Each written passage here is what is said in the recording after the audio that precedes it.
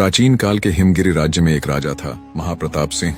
वह युद्धों का विजेता और पड़ोसी राजाओं का भय था, लेकिन उसकी सबसे बड़ी कमजोरी थी अपनी रानी अभिरूपा। अभिरूपा की सुंदरता पर मानो चंद्रमा की कोमल रोशनी उतरती थी, पर राजा इस सुंदरता से इतना मोहग्रस्त था कि उसकी हर सभा, हर युद्ध सभा, हर महोत्सव, सब में एक ही बात, क्या तुमने मेरी रानी को देखा है? क्या कोई उसके समान सुंदर हो सकता है? बोलो सैनिकों, बोलो। सैनिक सिर झुकाकर कहते, महाराज, रानी के समान सुंदर तो अप्सराएं भी नहीं होती। राजा हंसता और गर्व से दीवारों तक को बताता रहता कि उसकी रानी कितनी अद्भुत है।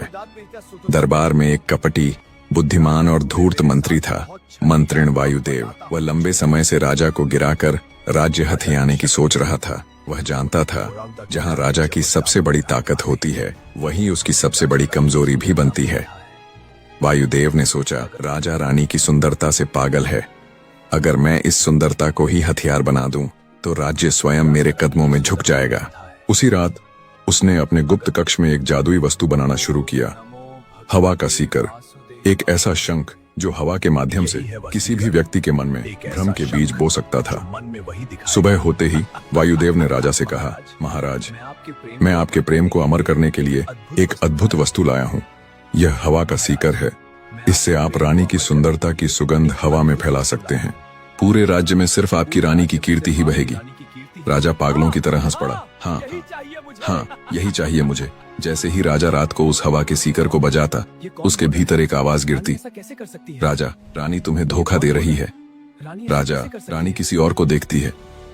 राजा, रानी तुम्हारे लिए योग्य नहीं है। राजा डर के मारे कांप उठता, पर उसे लगता कि शायद उसके मन की आवाज है। एक रात प्रताप सिंह ने सीकर बजाया और वह आवाज भयावह रूप में गूंज उठी, राजा, रानी तुम्हें प्यार नहीं करती। वह तुम्हारी सुंदरता की दीवानी नहीं, किसी और की दीवानी है।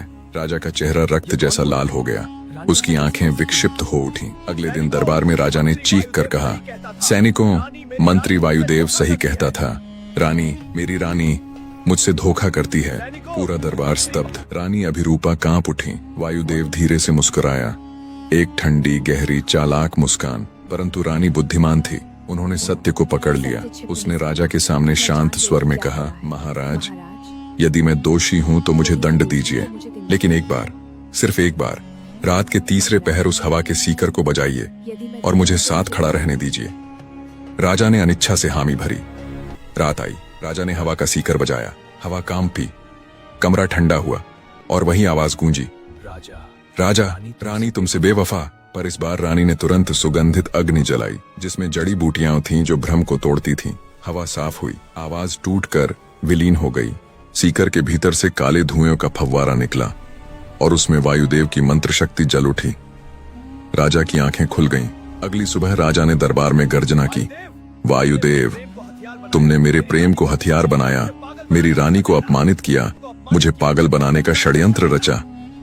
वायुदेव हंसते हुए बोला, राजा, पागल तो तुम खुद ही थे, मैंने सिर्फ हवा को दिशा दी। सैनिकों ने उसे पकड़ लिया। राजा ने उसे उसी हवा के सीकर के धुएं में सदैव के लिए कैद करवा दिया। राजा ने रानी के चरणों में सिर रखकर कहा, मैंने अपनी ही दीवानगी से तुम्हें कष्ट दिया, मुझे क्षमा करो। रानी ने मुस्कुराकर कहा, जिस प्रेम में अंधापन हो, वहां सत्य हवा के झोंके की तरह खो जाता है। सीख तो ये है, सौंदर्य पर नहीं, विश्वास पर राज चलता है। राज्य में फिर से शांति फैल गई। हवा का सीकर राजपुरा खानों में सील कर दिया गया, एक चेतावनी के रूप में कि जहां पागलपन हो, वहां कोई न कोई साजिश जन्म जरूर लेती है।